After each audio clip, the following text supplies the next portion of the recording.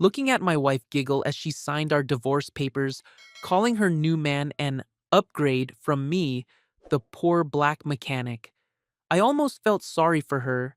She had no idea that in 30 seconds, when my lawyer opened that second folder, her perfect little world was about to shatter into a million pieces. You see, while she was busy looking down on my simple life, I'd quietly built an empire she never bothered to notice. But the real shock? Her precious upgrade wasn't just broke, he was a predator, and I had the evidence to prove it. What happened next wasn't just revenge, it was poetic justice served ice cold. If you're watching this story unfold, hit that subscribe button and tell me where you're watching from, because you're about to witness the most satisfying downfall of a gold digger and her fake prince that you've ever seen. The pen felt heavy in my hand as I sat across from my wife at the polished conference table. Alana's blonde hair caught the morning light streaming through the law office windows. She looked perfect, like always. Designer dress, pearl earrings, that smile that used to make my heart skip. Now, it just made my stomach tight. "This is so much easier than I thought it would be," she said, giggling as she signed her name with a flourish. The sound cut through me like broken glass. I mean, Grant was right. Sometimes you just have to upgrade. Grant Whitfield sat beside her, his arm draped over her chair like he owned it, like he owned her. His expensive suit probably cost more than most people made in a month. He squeezed her shoulder and flashed that white-toothed smile that screamed trust fund baby.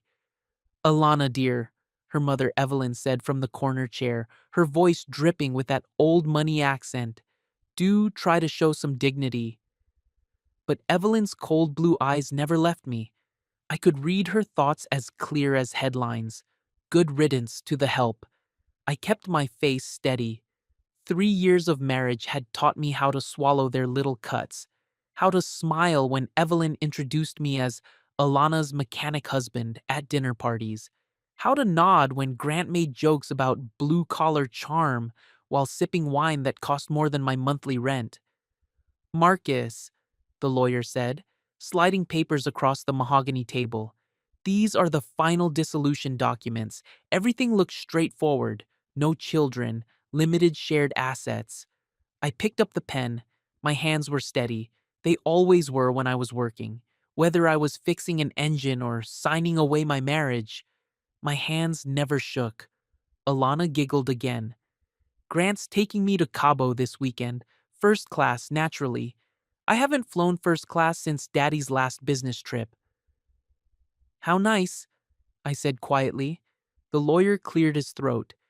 "Mr. Reed, if you could sign here and here." I signed. Marcus Reed, 31 years old. Free man. "Well," Grant said, standing and adjusting his gold watch. "I guess that's that. No hard feelings, right? Marcus, you'll land on your feet. Your people always do." The words hung in the air like smoke. I felt heat rise in my chest, but I kept it there, locked down tight. "Grant," Alana whispered, but she was still smiling. Evelyn just watched me with those ice chip eyes, waiting, hoping I'd lose it. Give her a story to tell at the country club about the angry black man who couldn't handle losing his meal ticket. I wouldn't give her the satisfaction. "Before the ink dries," the lawyer said suddenly, reaching into his briefcase, "there's one more document both parties need to review. Financial disclosure. State requirement." He placed a thick folder on the table. The label read, "Read, Marcus, Asset Declaration." Alana's smile flickered. "Asset Declaration?" The lawyer opened the folder and began reading in his dry, professional voice. "Two residential properties on Maple Street, free and clear. Estimated current market value, $460,000. Reed Auto, LLC, established 2019. Current assets including—" I watched Alana's face change. The color drained from her cheeks like water from a broken sink. "This says you own two houses," she said, her voice small and sharp. "Duplex," I corrected. Bought it 5 years ago. Fixed it up. Reed Auto LLC, the lawyer continued, includes one 2019 Lamborghini Huracan titled To the Business. Grant's jaw dropped. Actually dropped, like in cartoons. Personal savings, the lawyer read on. $230,000. No outstanding debts or liens. The room went quiet except for the hum of the air conditioning. I could hear Evelyn's breathing, quick and shallow. Alana stared at the papers like they were written in a foreign language. You have a Lamborghini? Grant asked. His voice cracked a little on the last word. Had it about 6 months now, I said. Got it from an estate sale. Previous owner barely drove it. But you drive that old Honda, Alana whispered. That's my work truck. This is business. I flip cars sometimes. Buy them broken, fix them up, sell them for profit. The Lambo was too nice to flip, so I kept it. Evelyn finally found her voice. You let my daughter believe you were struggling? I never said I was struggling. I said I was working. There's a difference. The lawyer shuffled papers. Mr. Reed's financial disclosure shows substantial equity built through property investment and a legitimate automotive business. All assets were acquired prior to the marriage and remain separate property under the prenuptial agreement. Prenup. Another one of Evelyn's bright ideas. Protect Alana's trust fund from the gold-digging mechanic. Funny how things worked out. Alana's hands trembled as she reached for the papers. You renovated the duplex yourself? Weekends, evenings, learned plumbing on YouTube. Rico helped with the electrical work. Rico? Grant asked. My friend. Owns a towing company. He finds me cars that need work. I fix them. We split the profit. The room felt smaller now, like all the air had been sucked out through the vents. Alana kept staring at the asset list like it might change if she looked hard enough. The meeting is concluded, the lawyer announced. All documents are properly executed. You're free to go. I stood first, straightened my work shirt. It was clean but worn, with Marcus stitched over the pocket. I'd worn it on purpose. Let them see exactly who they thought they were throwing away. Marcus, Alana called as I reached the door. Wait. I turned. She looked lost sitting there in her perfect dress with her perfect hair, like a kid who just learned Santa wasn't real. Why didn't you tell me? The question sat between us like a challenge. I could have said a lot of things. Could have reminded her how she laughed when I talked about buying property, how she rolled her eyes when I worked late at the shop, how she never asked about my business because she didn't think it mattered. Instead, I just shrugged. You never asked. Walking through the parking garage felt like swimming up from deep water, each step lighter than the last. The valet brought my car around. Not the Honda they expected, but my weekend ride. The Lamborghini purred like a satisfied cat. Through the passenger window, I could see them all pressed against the law office windows, staring. Evelyn's mouth was moving fast, probably giving Alana an earful. Grant looked like he'd swallowed something sour. I didn't wave, didn't rev the engine for show, just put it in gear and drove away clean. My phone buzzed as I pulled onto the highway. Rico, job later? Found a sweet little BMW with a blown head gasket. Owner doesn't know what he's got. I smiled for the first time all week. On my way.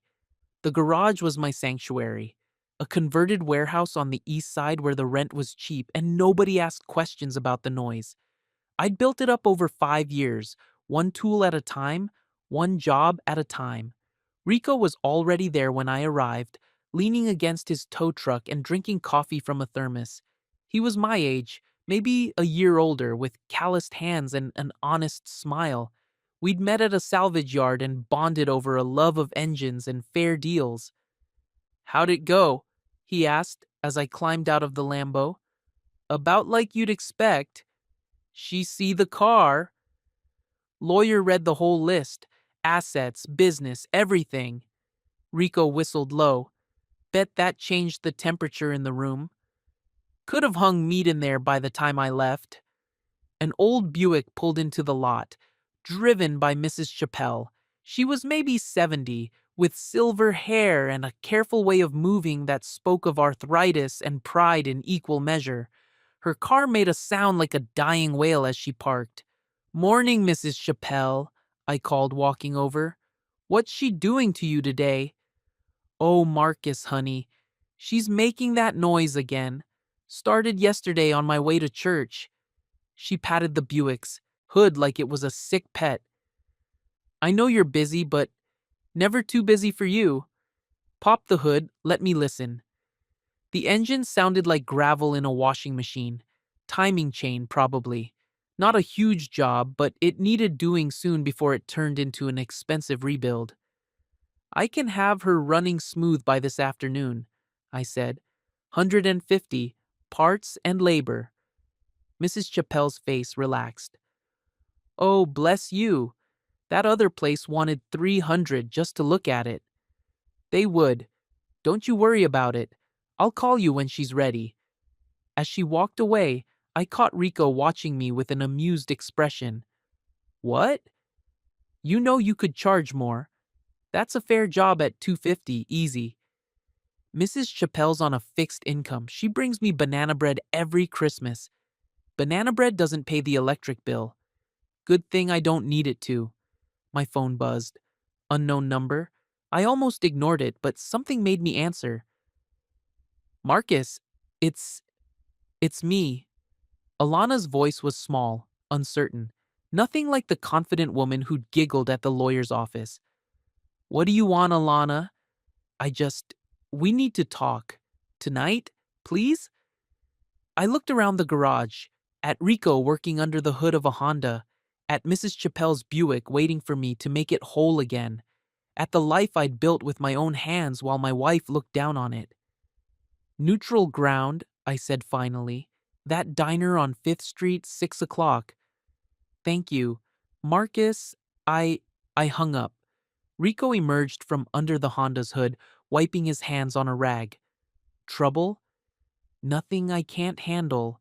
But as I pulled on my work gloves and opened Mrs. Chappelle's hood, I wondered if that was really true. The marriage was over. The papers were signed. But something told me the real story was just getting started.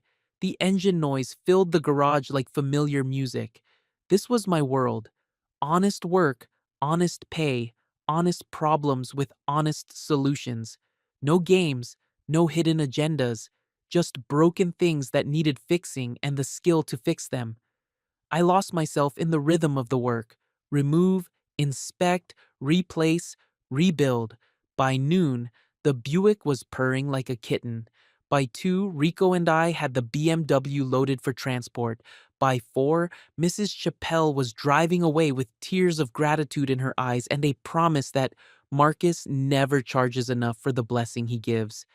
At 5:30, I locked the garage and headed for a conversation I didn't want to have with a woman I was trying to forget. But first, I stopped by the duplex to check on my tenants. Mrs. and Jerry from upstairs met me at the mailbox with her monthly rent check and a covered plate that smelled like heaven. "Curry goat," she said in her musical accent. "My grandmother's recipe. You're too skinny, Marcus." I accepted the plate with genuine gratitude. Mrs. and Jerry treated me like family, not like the landlord. Her daughter was in college, pre-med, and Mrs. and Jerry worked 2 jobs to make it happen. Good people. Honest people. The kind of people Alana never bothered to learn about. At 6 o'clock sharp, I walked into Murphy's Diner. Alana was already there, sitting in a corner booth with her hands wrapped around a coffee cup like it was an anchor. She'd changed clothes, jeans, and a simple sweater. I'd never seen her look so normal. "Thank you for coming," she said as I slid into the seat across from her. "You said you wanted to talk. So, talk." She stared into her coffee. "I owe you an apology." "For which part? The cheating, the divorce, or treating me like hired help for 3 years?" Her cheeks flushed red. All of it. I didn't know. Know what? About your business, the houses, the money. Why didn't you tell me? I flagged the waitress and ordered coffee. Black. Simple. I tried. Remember when I showed you the duplex listing? You laughed. Said I was dreaming above my station. I didn't mean. Remember when I wanted to expand the garage? You said I should be grateful for what I had instead of reaching for things that weren't meant for people like me. She winced. Marcus, remember when your mother asked what my 5-year plan was? You answered for me. Said I'd probably still be fixing cars and living in my little apartment. I was protecting you. From her expectations, from what? Success? From proving I could build something worth having? The coffee arrived. I added sugar, stirred slowly, gave her time to find words that might matter. Grant says you're probably laundering money or something, that there's no way a mechanic could afford all that legitimately. The sugar spoon clinked against the cup. What do you think? I think. I think I never really knew you at all. For the first time since I'd met her, Alana looked genuinely sorry, not embarrassed or caught out, but actually sorry. It was something. Where does this leave us? She asked. Exactly where we planned. Divorced, you with Grant, me with my life. But now that you know I know, nothing changes. Papers are signed. You made your choice. She reached across the table like she might touch my hand, then thought better of it. I made a mistake, Marcus. A huge mistake. Yes, you did. Can we. Is there any way to fix this? I finished my coffee and left a 10 on the table, more than enough for 2 cups and a decent tip. Some things can't be fixed, Alana. They just have to be replaced.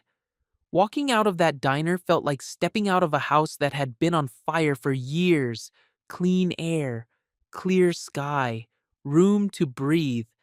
My phone buzzed as I reached my car, a text from an unknown number with a 555 area code.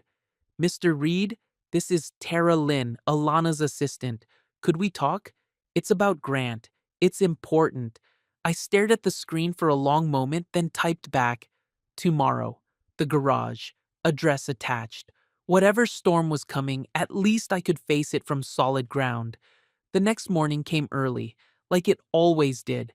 I was at the garage by 6:30, coffee in hand, watching the sunrise paint the warehouse walls gold.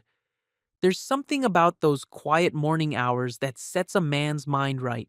Just me, the tools, and honest work waiting to be done. Rico showed up around 7, bringing donuts and gossip from the salvage yards. We'd just started pulling the engine from yesterday's BMW when a small silver car pulled into the lot. Tara Lynn stepped out looking nervous. I'd seen her around Alana maybe a dozen times over the years.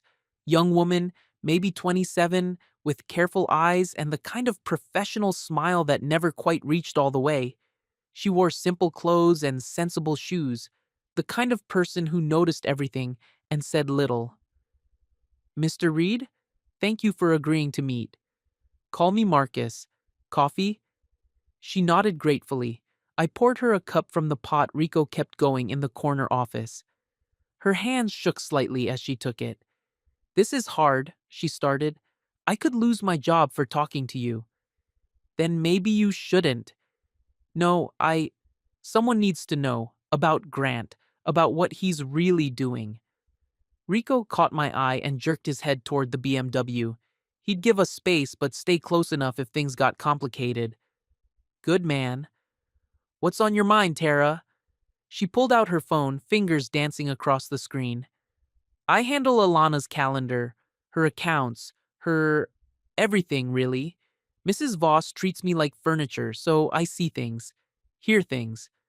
The phone screen showed a series of screenshots, credit card charges, restaurant bills, shopping receipts, all with Alana's name, but the amounts made my eyes widen. Grant's been using her cards, Tara said quietly. Started small. Dinner here, drinks there, now it's thousands a week. Look at this. She showed me a receipt from some place called Le Bernardin, $1,500 for dinner. Another from a private wine auction, 8,000 for a single bottle. She knows about this? She knows he uses her card sometimes. She thinks it's cute. Letting him spoil me, she says. But she doesn't know the amounts, doesn't check the statements. Her trust fund just auto pays everything. I scrolled through more screenshots, car services, private jet rentals, shopping sprees at stores I'd never heard of, each one charged to various accounts under Alana's name. Why are you showing me this? Tara's laugh was bitter. Because yesterday at the office after you left, Grant was laughing. Actually, laughing. He said, "Can you believe she married a grease monkey who had money the whole time? Now I don't have to pretend to be broke much longer." The coffee cup felt heavy in my hands. Pretend to be broke? His family cut him off 2 years ago. Gambling debts, bad investments, something about a trust fund he blew through. He's been living off girlfriends ever since. She swiped to another screen. This one showed bank records, Grant Whitfield's accounts, all of them in the red. Overdrawn, every single one. He's been floating on credit cards and Charm for months. Alana was supposed to be his lifeline, but now she's divorced, and he's got access to her accounts. For as long as she'll let him. I handed the phone back. The morning sun felt less warm than it had an hour ago. Tara, why are you really here? She looked toward the street, then back at me. Because despite everything, I don't think Alana's a bad person. Spoiled? Yes. Blind to her privilege? Absolutely. But she's not cruel. She just never learned to see past her own world. And you think I should warn her? I think she's about to find out the hard way that the man she left you for is planning to take everything she has and disappear. Before I could respond, my phone buzzed. Text message from an unknown number. Club Meridian called. "Mr. Whitfield's tab has been declined again. Third time this month. Thought you should know. James, concierge." I showed Tara the message. Her face went pale. That's the private club where Grant takes his business meetings. Alana set him up with a guest account there. How much does he owe? Last I heard, 40,000 and climbing. Rico wandered over, wiping his hands on a rag. Everything okay over here? I introduced him to Tara, gave him the basic story. Rico's expression darkened as I talked. "Man's a leech," he said simply. "Seen his type before. They find a woman with money, bleed her dry, then move on to the next one." "The thing is," Tara said, "Alana signed papers yesterday, gave Grant access to her main checking account. For wedding planning," she said. "They're talking about getting married next month."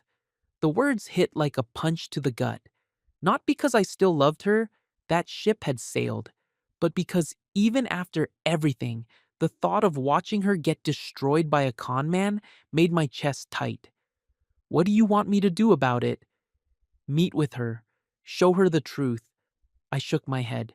She made her choice. Adult woman, adult consequences. "Marcus," Tara's voice was urgent, "there's something else. Grant's been asking questions about you, about your business, about those houses." "What kind of questions?" "Whether you might be willing to sell, what they might be worth, whether there's any way to contest the divorce settlement." Rico stepped closer.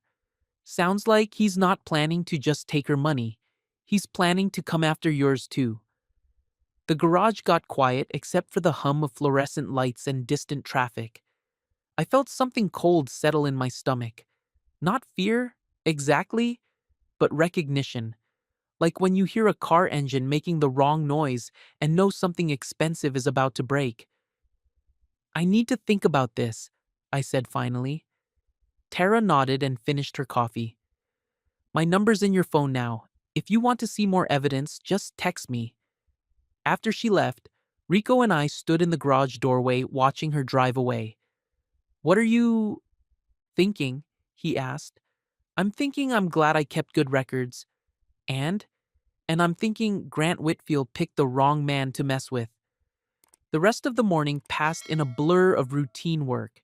Changed oil on a Honda Civic, replaced brake pads on a pickup truck, fixed a rattling belt on Mrs. Chen's minivan. Normal problems with normal solutions.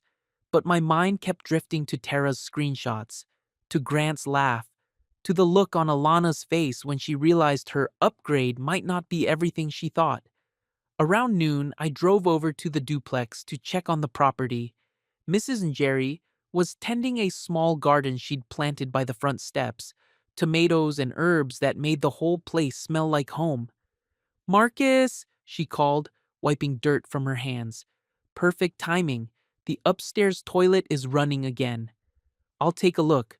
The repair was simple, a bent float in the tank. 5-minute fix. But as I worked, Mrs. Njeri chatted about her daughter's medical school applications and the part-time job she'd taken at a local clinic. "She's so smart, that girl. Wants to be a pediatrician. Help children like she was helped when we first came here. She'll make a fine doctor. You know, Marcus, you remind me of my late husband. Good hands, good heart. He always said the measure of a man isn't what he has, but what he builds. And not just buildings, relationships, community, trust." The words stuck with me as I finished the repair. What had I built with Alana? Looking back, it felt like I'd been the only one bringing bricks to the construction site. My phone rang as I was locking up the duplex. Evelyn Voss. I almost didn't answer, but curiosity got the better of me. "Marcus." Her voice could freeze water. "We need to talk. I'm listening." "Not over the phone. Brennan's restaurant, 1 o'clock." Brennan's was the kind of place where they brought you 7 forks and expected you to know which one to use when. Old money territory. Evelyn's natural habitat. "I'll be there." The maitre d' looked me over twice when I walked in, wearing clean jeans and a button-down shirt. I could practically see him calculating whether I belonged or if he should suggest the sports bar down the street. "I'm meeting Mrs. Voss," I said simply. His whole demeanor changed. "Of course, sir. Right this way." Evelyn sat at a corner table that probably cost more to reserve than most people spent on groceries in a month. She wore a navy suit that screamed boardroom power and pearls that probably had their own insurance policy. "You came," she said as I sat down. "You called." The waiter appeared instantly, like he'd been waiting in the shadows. Evelyn ordered sparkling water with lime. I asked for coffee. "Let's skip the pleasantries," she said once we were alone. "You blindsided my daughter yesterday. I signed divorce papers, like she wanted. You know what I mean. The assets, the business, the deliberate deception." I leaned back in the uncomfortable chair. "What deception? I never lied about anything." "You let her believe you were beneath her station." "I let her believe what she wanted to believe. There's a difference." Evelyn's perfectly manicured fingers drummed against the white tablecloth. "Grant says you're probably involved in something illegal. Money laundering, perhaps? Drug sales? Grant says a lot of things. Are you? Am I what? Involved in anything illegal?" I laughed, short and sharp. The sound echoed in the fancy dining room. "Mrs. Voss, I buy broken cars, fix them, and sell them for more than I paid. I bought a duplex with a down payment I saved working overtime for 2 years, then spent every weekend for 6 months making it livable. I started a legitimate LLC, filed all the paperwork, pay my taxes quarterly." "Then where did the money really come from?" "Hard work. Something your family might not recognize." Her face flushed red above the pearls. "How dare you?" "How dare I what? Tell the truth? Your daughter married me because she thought I was safe, controllable, a pet project she could show off to her friends. Look how noble I am, marrying beneath my class." "That's not, it is exactly that. And when she got bored playing house with the help, she traded up. Except her upgrade is a con man who's planning to clean out her accounts and disappear. Evelyn went very still. What are you talking about? I pulled out my phone and showed her the screenshots Tara had sent, the credit card bills, the declined charges, Grant's empty bank accounts. Your daughter's boyfriend is broke, has been for years. He's using her cards to fund a lifestyle he can't afford and planning to marry her for access to her trust fund. Evelyn studied the phone screen, her face growing paler with each swipe. Where did you get this? Someone who cares enough about Alana to speak up. Why are you showing me this? Good question. Why was I? The smart move would be to walk away. Let Alana learn her lessons the hard way. Let Grant take what he could and move on. I'd be clear of all of it.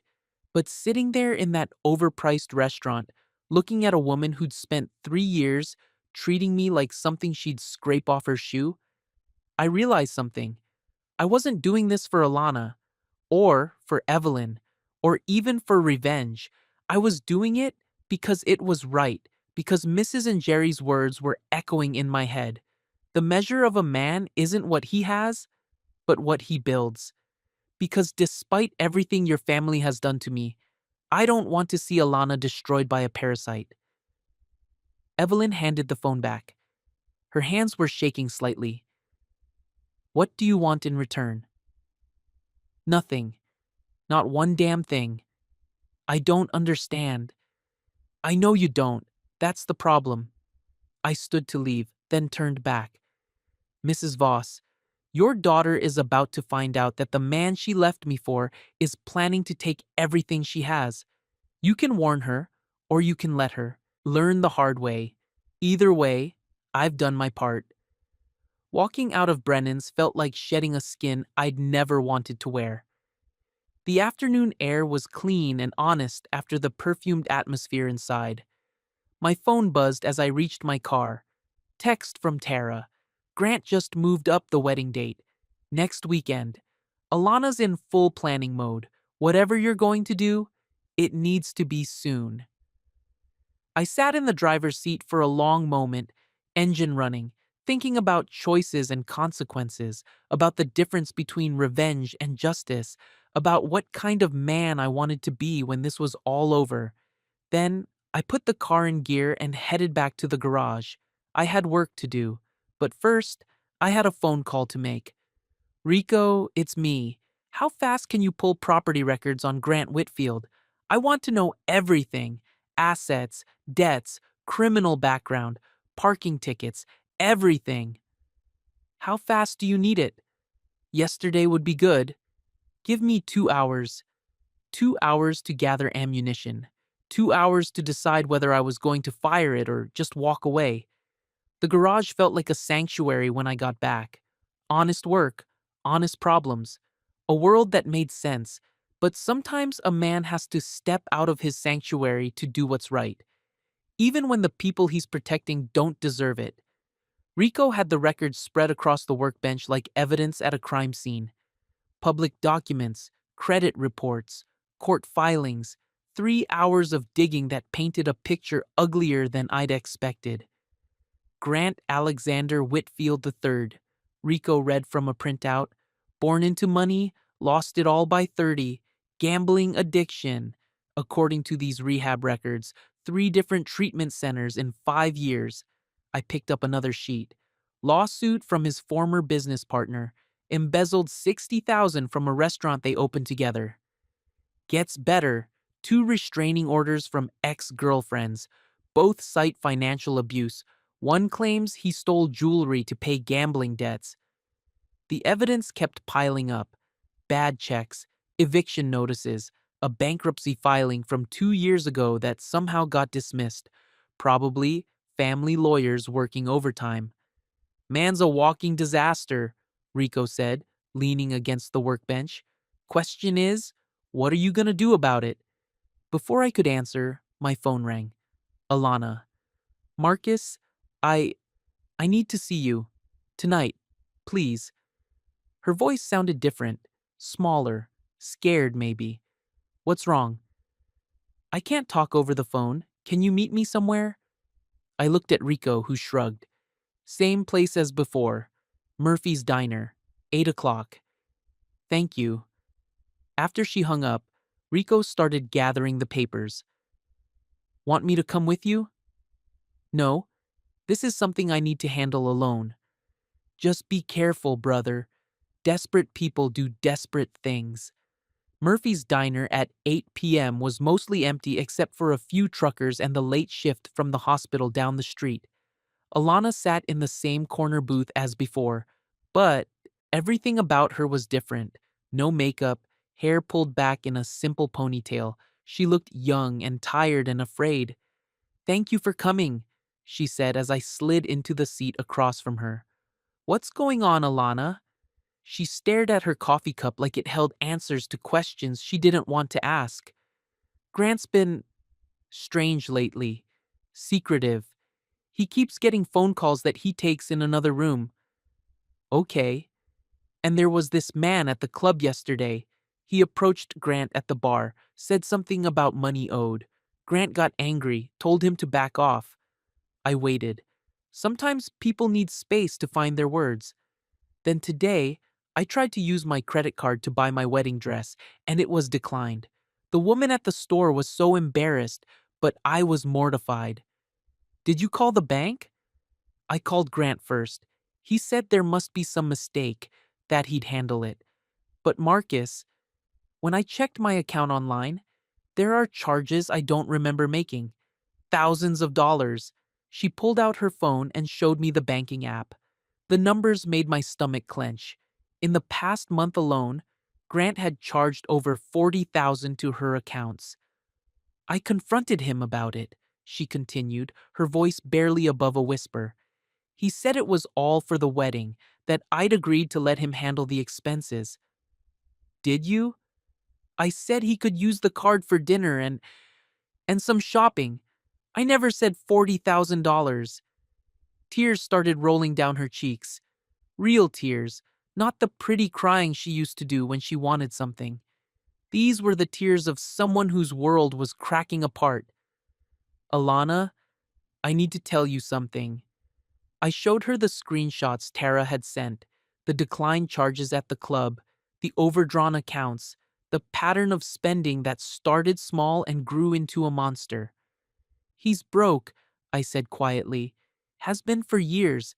This isn't about wedding expenses, it's about survival. She stared at the evidence like she was trying to solve a puzzle with half the pieces missing. But he drives that expensive car. Leased, probably in someone else's name. His apartment? Sublet. I'm guessing he doesn't have a lease. The trips he takes, the restaurants, all on your money. The truth hit her like a physical blow. She doubled over slightly, one hand pressed to her stomach. Oh God, I'm so stupid. You're not stupid, you're trusting. There's a difference. But you tried to warn me, didn't you? All those times you asked questions about him, made comments about how fast we were moving. I had. Gentle hints that she'd brushed off as jealousy or bitterness about the divorce. I thought you were just being, you know, bitter about losing me. The words stung, but I let them pass. What are you going to do? I don't know. The wedding is in 6 days. The deposits are paid. Everyone's flying in. Mother's already planned the reception. Alana, this man is going to take everything you have. The wedding deposits are the least of your problems. She wiped her eyes with a napkin. Can I ask you something? Shoot. Why are you helping me? After everything I put you through, everything my family said about you?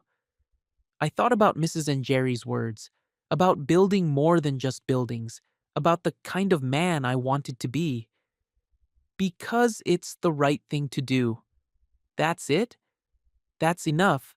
She nodded slowly. What would you do if you were me? I'd cut off his access to your accounts first, tonight, then I'd confront him with the evidence, and I'd do it somewhere public with witnesses. Like where? Tomorrow's Friday. Doesn't he have some business dinner planned? Yes, At the club. Some investors he's supposedly meeting with. Perfect. Public place, plenty of witnesses, hard for him to make a scene. Alana pulled out her phone and started making calls. First to the bank, putting fraud alerts on all her accounts and blocking Grant's access. Then, to her financial advisor, putting holds on any withdrawals from her trust fund. With each call, she seemed to get a little stronger, a little more like the confident woman I'd married, before her family's expectations and Grant's manipulation had worn her down. Done, she said after the last call. His cards will stop working by midnight. Good. What about tomorrow? I'll meet him at the club like we planned. Then I'll show him what I found and end it. You sure you can handle that alone? She looked up at me, and for the first time in months, I saw steel in her eyes. I'm stronger than you think, than I thought. We sat in comfortable silence for a few minutes. The diner hummed with quiet conversation and the clink of dishes being washed in the kitchen. Marcus? Yeah? I owe you an apology, a real one, for all of it. You don't. Yes, I do. I treated you like you were less than me, less than my family, less than my world. I was so busy looking down that I never saw who you really were. The words hung between us like a bridge neither of us was sure we wanted to cross. I saw a black man who worked with his hands and assumed that's all you were. I never looked deeper, never asked the right questions, never saw your intelligence, your business sense, your worth. Alana, let me finish. Please. She took a shaky breath. I grew up in a bubble where people like you were invisible unless they were serving us. And instead of bursting that bubble when I married you, I made you fit into it, made you smaller so I could feel bigger. Tears were flowing freely now, but her voice was steady. That's not love. That's not even respect. That's just using someone. And I'm sorry. I'm so, so sorry. I reached across the table and touched her hand. Just for a moment. I appreciate that. Is there any chance we could try again? After this is all over? The question I'd been dreading. The one that would define what came next. No, I said quietly. There isn't. She nodded like she'd expected that answer. Because of what I did? Because of who you are, who your family is. Those things don't change just because you're sorry. But I can change. I will change. Maybe, but I can't spend my life wondering when the old Alana will come back, when you'll decide I'm not enough again. She squeezed my hand once, then let go.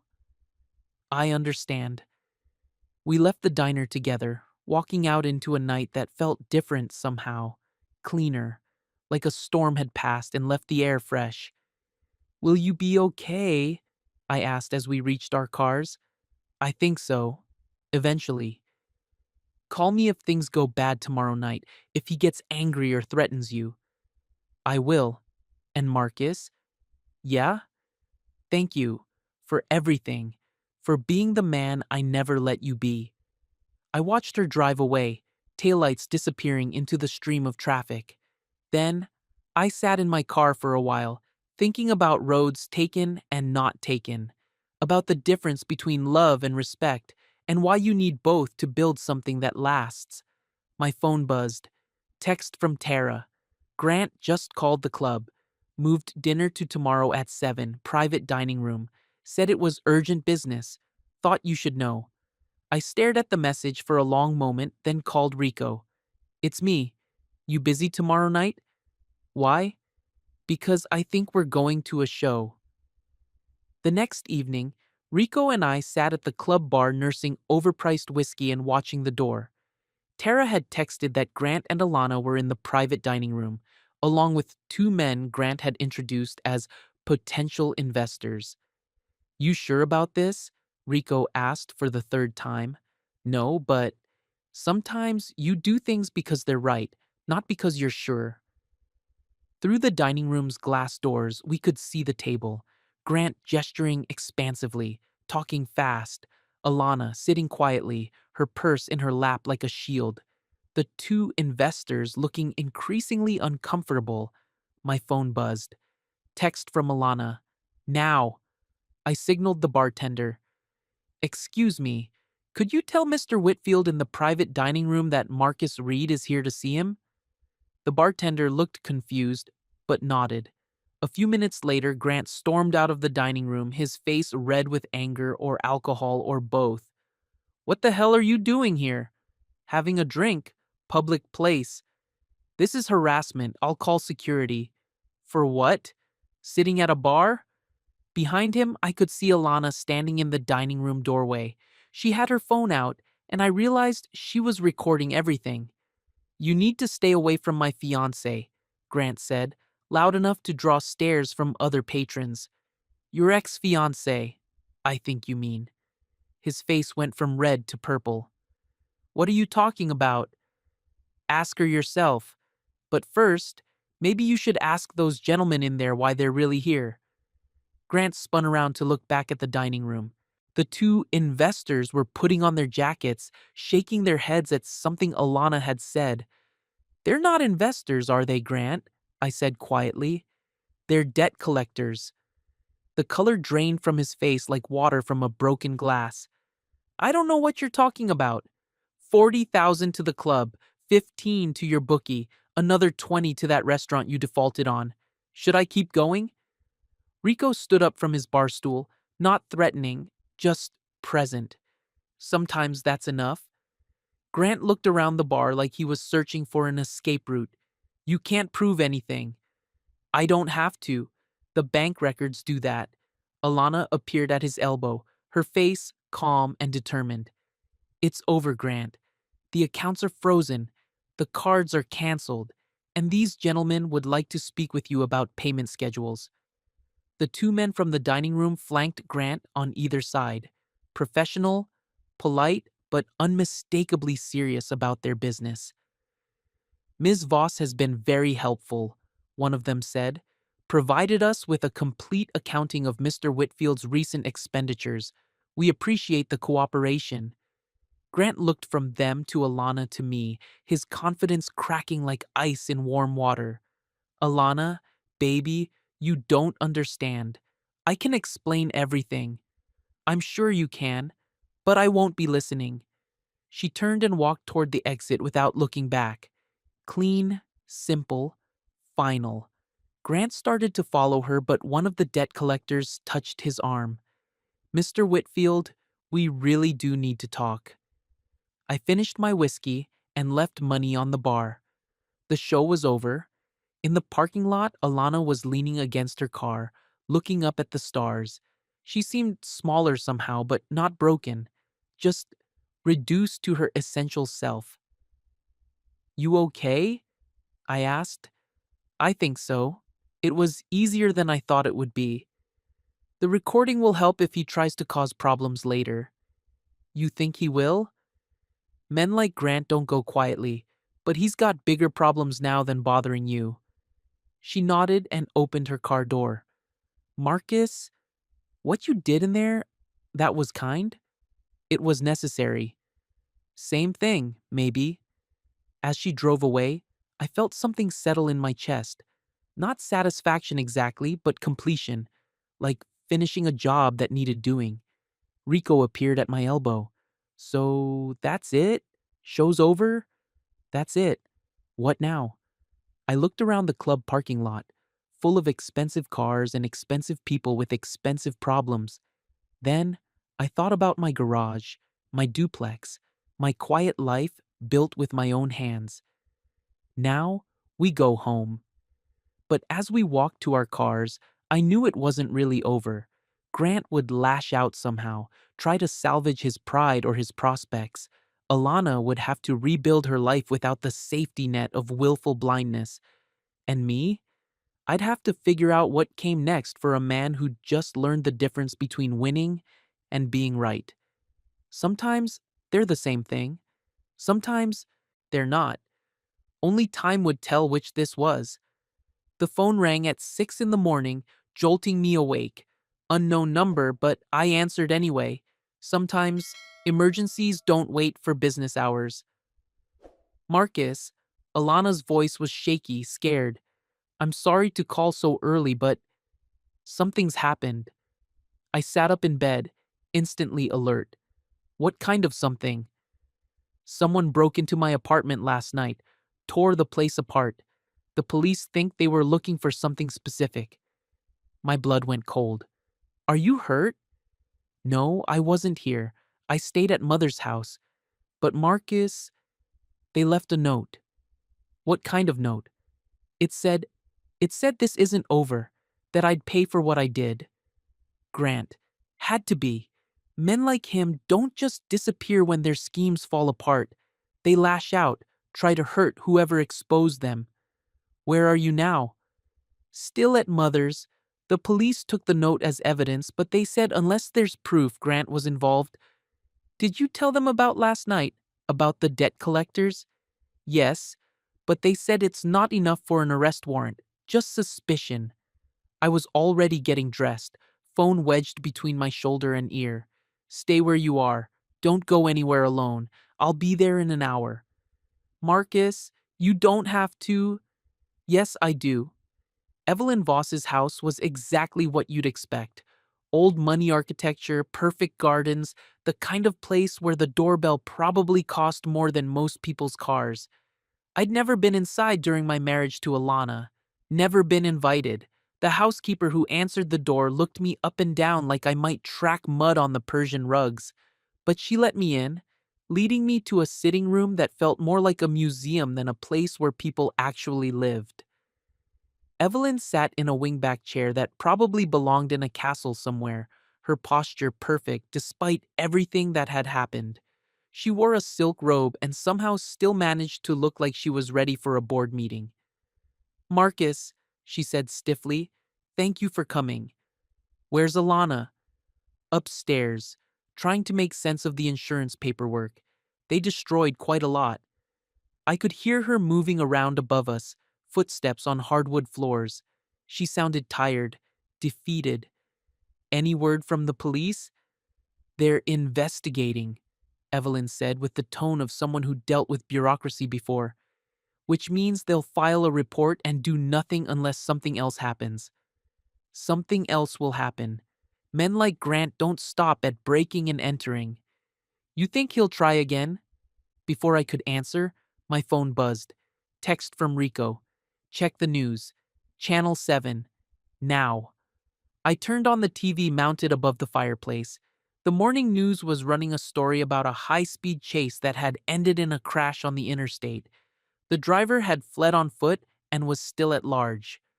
Police have identified the suspect as Grant Alexander Whitfield, wanted for questioning in connection with multiple fraud charges and a break-in in the Riverside district. Evelyn's face went white. On the screen, Grant's booking photo from an old arrest looked back at us. He appeared desperate, cornered. He's running, I said. Good, Evelyn replied sharply. Let him run all the way to Mexico for all I care. But I knew better. Running men do desperate things, and desperate men with nothing left to lose are the most dangerous kind. Alana appeared in the doorway, drawn by the sound of the TV. She looked fragile in a way I'd never seen before, like she might break if someone spoke too loudly. He's not going to just leave, she said quietly. Is he? No, he's not. What do we do? The question hung in the air like smoke. I looked at these two women, one who'd spent her life insulated from real consequences, another who'd raised her daughter to believe the world was a safe place as long as you had enough money. We wait, and we stay smart. That's your plan? Wait? Evelyn's voice could cut glass. Sometimes that's the only plan that works. We didn't have to wait long. Around noon, my phone rang. Unknown number again, but this time I recognized the voice that answered. Marcus Reed. This is Detective Morrison, Metro Police. We need to talk. I'm listening. Not over the phone. Can you come to the station? It's about Grant Whitfield. I'll be there in 20 minutes. The police station smelled like coffee, disinfectant, and the particular kind of stress that comes from dealing with people's worst days. Detective Morrison was a woman in her 40s with tired eyes and the bearing of someone who'd seen enough to stop being surprised by anything. Mr. Reed, thank you for coming in. I understand you had a confrontation with Mr. Whitfield last night at the Meridian Club. Not a confrontation, a conversation. Several witnesses described it as heated. Grant was upset. I was calm. She consulted her notes. According to these witnesses, you accused him of fraud and theft. I stated facts. There's a difference. What facts? I pulled out my phone and showed her the screenshots Tara had provided. The credit card records, the bank statements, the pattern of charges that painted a clear picture of financial abuse. Detective Morrison studied the evidence, her expression growing more serious with each swipe. Where did you get these? Someone who cares about Alana enough to speak up. This person have a name? That's between them and Alana. Morrison leaned back in her chair. Mr. Reed, I'm going to be straight with you. Grant Whitfield is desperate, dangerous, and still out there. We found his abandoned car this morning. Stolen plates, false registration. This man has nothing left to lose. What does that have to do with me? We also found this in the car. She slid a piece of paper across the desk. A printout of property records.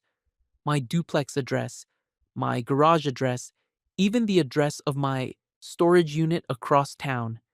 He's been watching you, learning your patterns. The paper felt heavy in my hands. You think he's planning something? I think he blames you for destroying his life. And men like Grant Whitfield don't handle blame well. I studied the addresses, my mind racing. What kind of protection can you provide? Patrol cars will increase their presence in your neighborhoods. But Mr. Reed, we can't provide round-the-clock security. Our budget doesn't allow for... I understand. Do you have somewhere safe you can stay? Friends? Family? I thought about Rico's offer from the morning. His spare bedroom, his security system, his two large dogs who didn't trust strangers. Yeah, I've got somewhere. Good. And Mr. Reed, if you see Whitfield, don't try to be a hero. Call us immediately. Driving back from the police station, I called Rico and filled him in. He was already at my garage when I arrived, along with two guys from his towing crew. They were loading my most valuable tools and parts into the back of his truck. Taking these to my place, Rico explained. If this guy wants to play games, he won't find anything worth breaking. You don't have to. Yeah, I do. Brothers look out for brothers. We spent the afternoon securing everything we could. I packed a bag with essentials and followed Rico to his place, a converted warehouse in an industrial district where people minded their own business and asked few questions.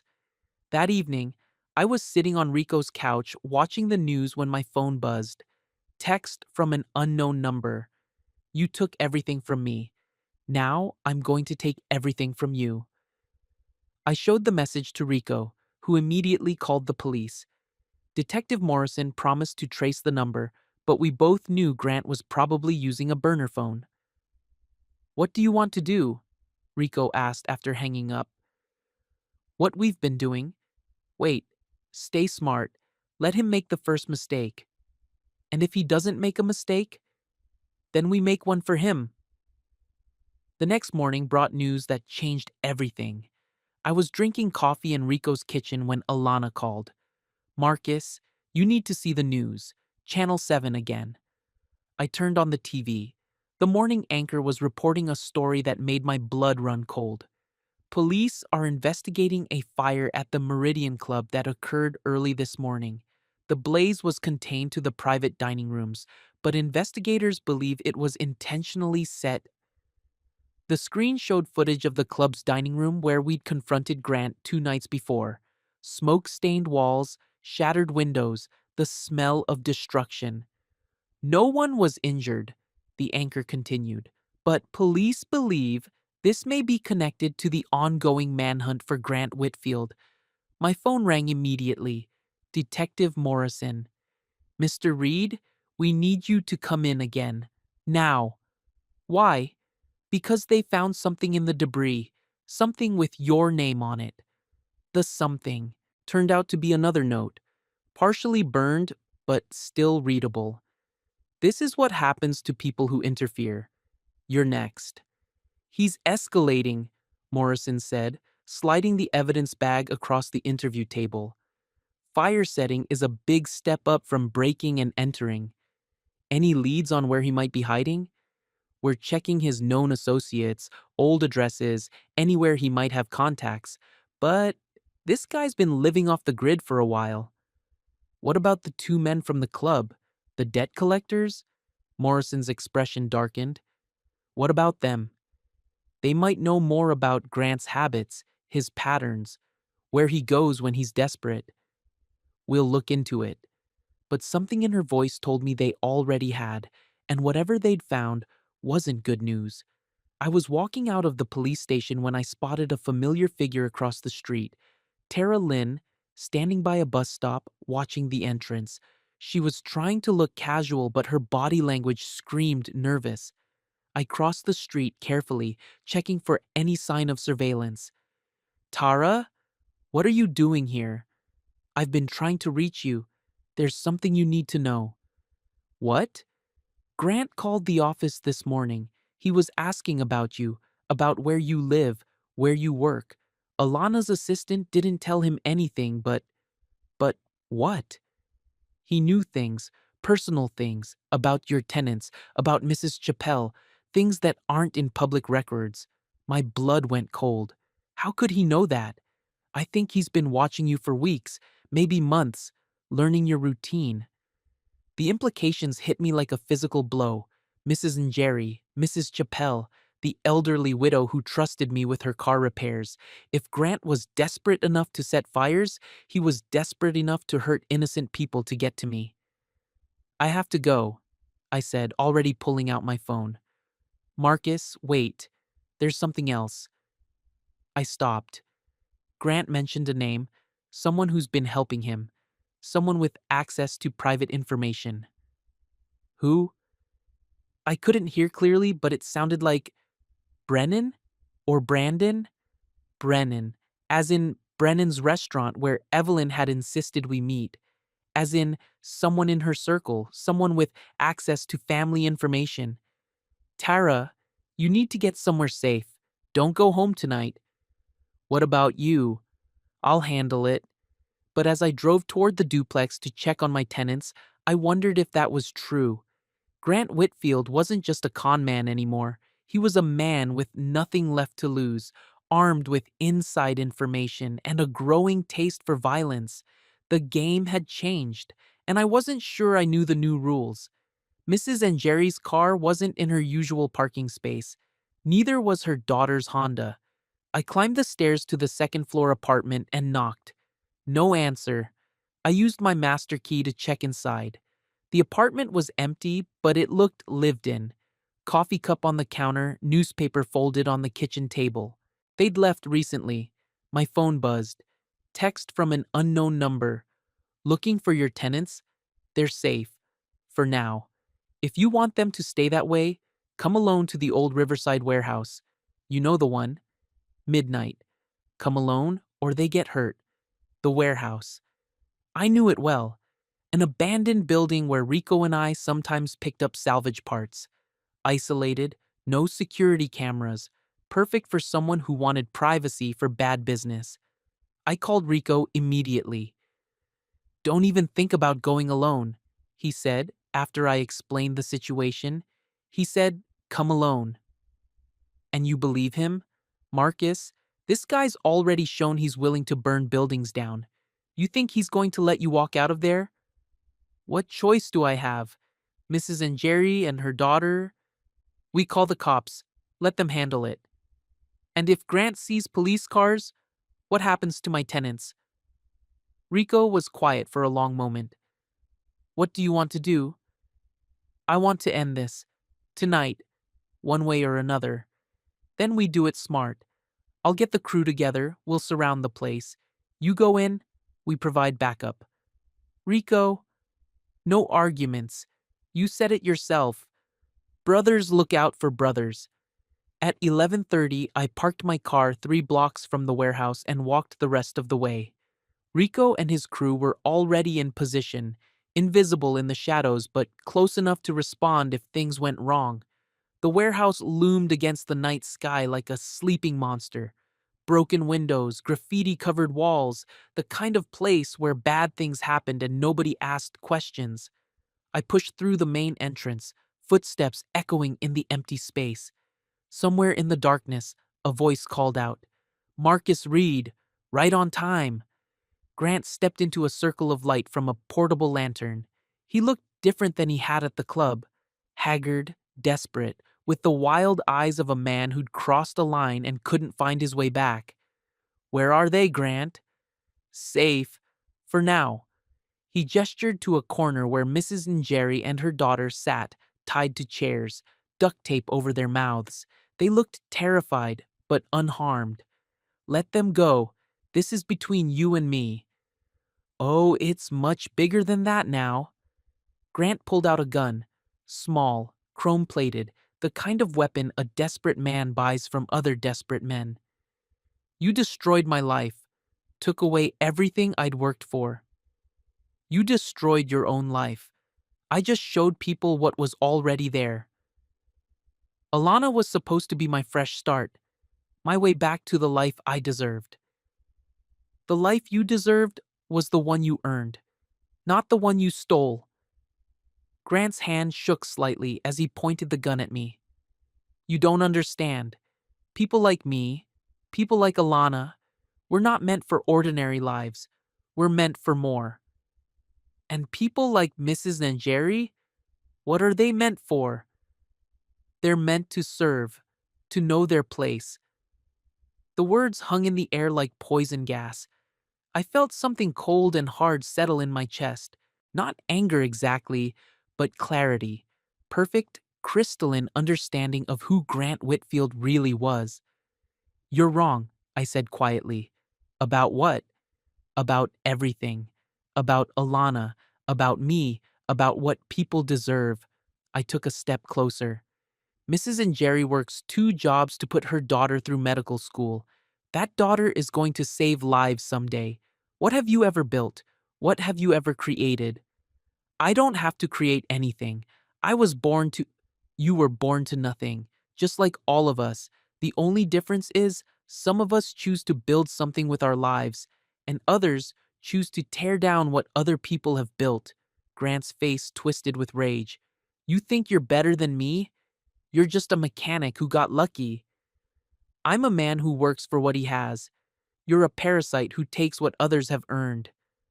The gun wavered in his hands. Behind him, I could see movement in the shadows. Rico and his crew moving into position. "Here's what's going to happen," Grant said, trying to steady his voice. "You're going to transfer all your assets to an account I specify. The houses, the business, everything. And then maybe these ladies get to go home. And me?" Grant's smile was cold and empty. "You disappear. Permanently." I nodded like I was considering it. "Okay, but I'll need to make some calls. Set up the transfers." "No calls, no tricks." "Grant, you want my assets? You need my cooperation. That means phone calls to banks, to lawyers. Unless you know how to forge electronic signatures." His confidence flickered. He hadn't thought this through. Probably hadn't thought anything through since his world started collapsing. "Fine, but if you try anything—" "I won't." I pulled out my phone slowly, keeping my movements visible. Instead of calling a bank, I hit speed dial for Detective Morrison. "Marcus?"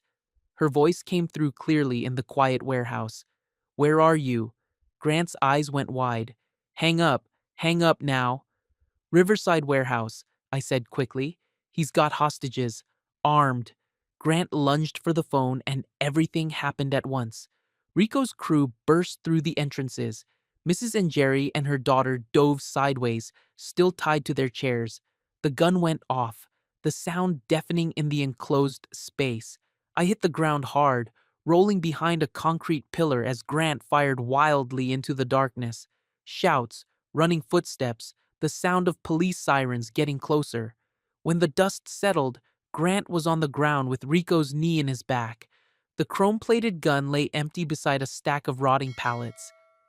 "You okay?" Rico asked as I stood up, brushing dust from my clothes. "Yeah, the ladies?" "Shook up, but fine. Paramedics are checking them out." Through the warehouse doors, I could see Mrs. and Jerry being helped into an ambulance.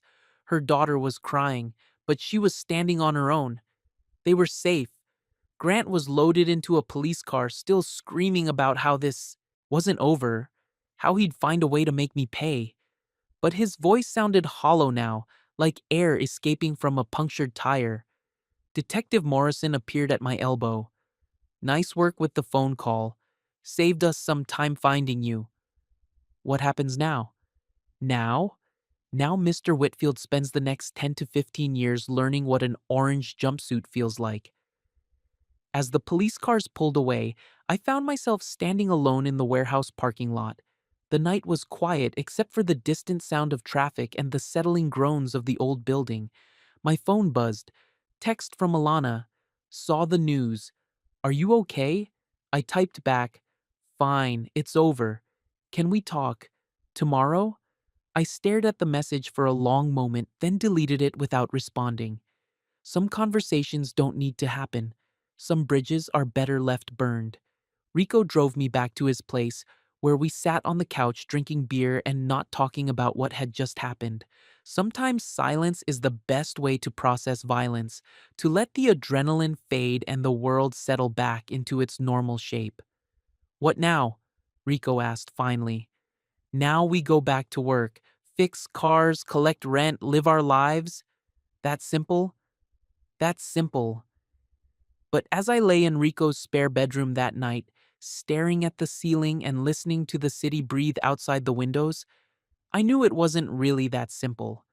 Grant Whitfield was gone, but the world that created him was still out there. The assumptions, the prejudices, the casual cruelty of people who believed they were better than others just because of where they were born or what they looked like. I couldn't change that world, but I could live in it on my own terms. The next morning, I moved back to my own place. Mrs. Najeri and her daughter returned to their apartment with a police escort and enough food from the community to feed a small army. Mrs. Chappelle stopped by with a casserole and a lecture about taking better care of myself. Life settled back into its rhythms.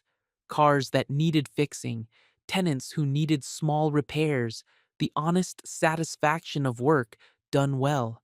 A week later, I was under the hood of a Honda Accord when I heard expensive heels clicking across the garage floor. I didn't need to look up to know who it was. "Hello, Marcus." Alana stood in the doorway wearing a simple black dress and flat shoes. No jewelry except for small pearl earrings. Her hair was pulled back in a ponytail, and she looked younger somehow. More real. "Alana." I wiped my hands on a rag and gave her my attention. "How are you holding up?" "Better, day by day." She looked around the garage, taking in the tools, the cars, the evidence of actual work being done. I never really saw this place before. I mean, I drove by it a few times, but I never really looked. Most people don't. It's impressive, what you've built here. It's honest work. I know that now. She took a step closer, then stopped like she'd hit an invisible wall. "Marcus, I came to say thank you for everything, for saving my life, probably. You saved your own life.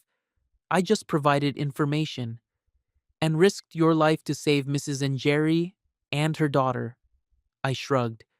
Anyone would have done the same. No, they wouldn't have.